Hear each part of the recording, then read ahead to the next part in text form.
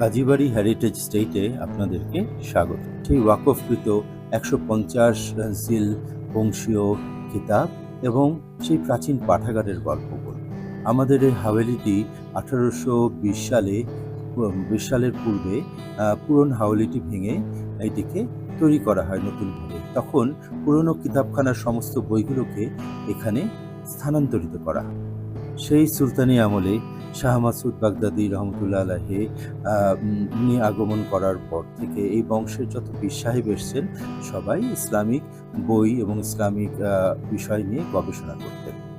তারা সবসময় একটি পাঠাগার মেনটেন করতেন, যেখানে কিনা নিজের হাতে লেখা পাখির পালক এবং দোয়াতের কালি দিয়ে বড় বড় ম্যানুস্ক্রিপ্ট এবং অনেক প্রাচীন ওনার বংশের পীর সাহেবদের হাতে লেখা বই এখানে ছিল। আমাদের কিতাবখানার বাইরের নকশাময় দেওয়ালটি আমরা এখানে দেখতে পাচ্ছি।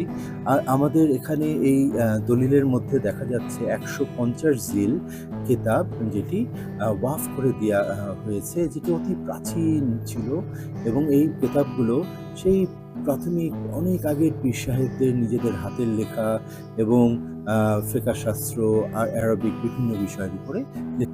আর এই বইটি হচ্ছে ১৮৬৯ সালে জেমস পি উইলিয়ামসের লেখা প্রথম অ্যারাবিয়ান নাইটস ইংরেজি সংস্করণটি।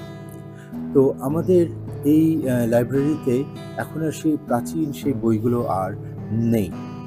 ১৯১৬ সালে ওয়াকফ করার পরে পর পর্যন্ত ১৯৪৩-এ দুর্ভিক্ষে বা দ্বিতীয় বিশ্বযুদ্ধের সময় যে দুর্ভিক্ষ হয়েছিল বাংলাদেশে বা ভারতবর্ষে, সেই সময় রাত পর্যন্ত এই বইগুলো টিকেছিল।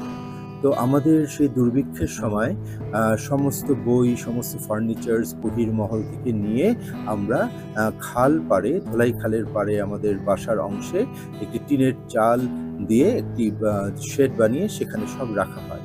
কিন্তু ও বছর বন্যা হওয়াতে এই বইগুলো এবং সব মূল্যবান সব ফার্নিচার্স এবং কিতাবগুলো সব নষ্ট হয়ে যায়।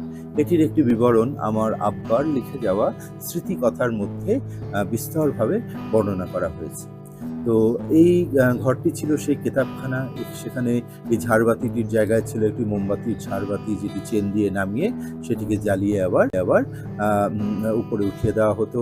মাঝখানে ছিল একটি গোল মার্বেল পাথরের টেবিল এবং চারিদিকে ছিল উঁচু উঁচু আলমারি এবং বিশাল বিশাল কিতাবের স্তূপ।